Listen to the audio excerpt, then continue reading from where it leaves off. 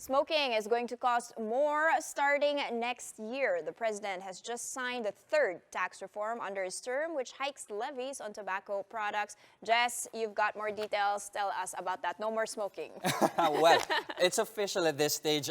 For smokers out there, expect higher prices for your cigarettes starting as early as January 2020. This after the president signed Republic Act 11346. Now, the measure, like what we mentioned, further increases the excise tax on tobacco products. Now, if you try to take a look at how that will incrementally change the pricing for packaging, you'd see here for the tax rates on cigarettes starting January 2020, it's going to be 45 pesos per pack, and that will incrementally increase by 5 pesos per year until it reaches 60 pesos per pack by January 2023. Currently, tax rate for a pack of cigarette is at 35 pesos. Now, given all that price changes here, the government is expecting a revenue of around 74 billion pesos by 2020. That will increase to 77.8 billion pesos come 2021 until it reaches 2024, wherein the government is projecting a revenue of 85.6 billion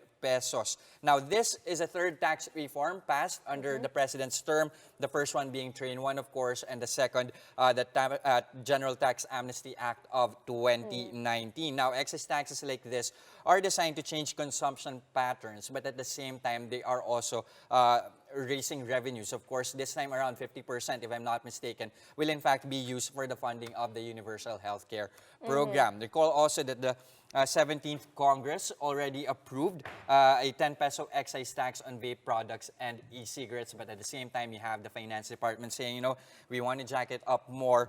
They are saying it should be increased, in fact, to 45 pesos per 10 milliliters. Now, question is, where is the partner of this excise tax on tobacco products? Where is the excise taxes for alcohol? Well, the thing is, it actually failed to hurdle the 17th Congress. It was left sitting in the Senate committee level in the last Congress, but at the same time, you have the Finance Department saying that it should actually be tackled. It should be a priority in the 18th Congress. This also is something that the president alluded to during his SONA, but as it is, you also have the president calling for a midnight liquor ban, something that we have reported yesterday.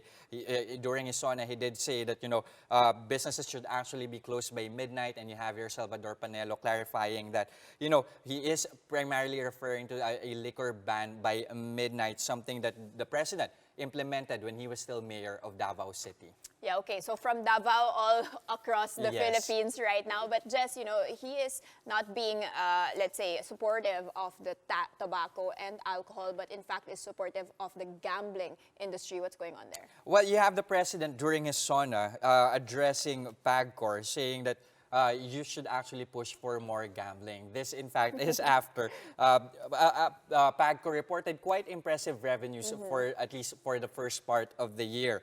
Now, Panelo did clarify that it seems like he's actually telling PAGCOR to extend gaming operations in the country. In fact, he did say that Duterte hopes to increase online gaming operations.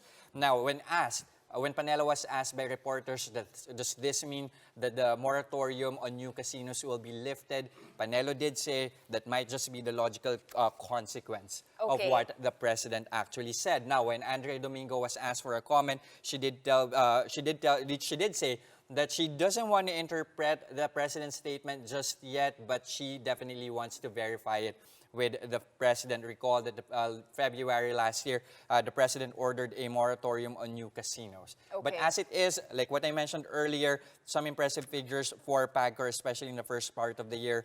32% of the revenues coming from GOCCs actually came from PAGCOR to the tune of around 16 billion pesos. Well, just so possibly we'll have more casinos but less alcohol being sold in those casinos.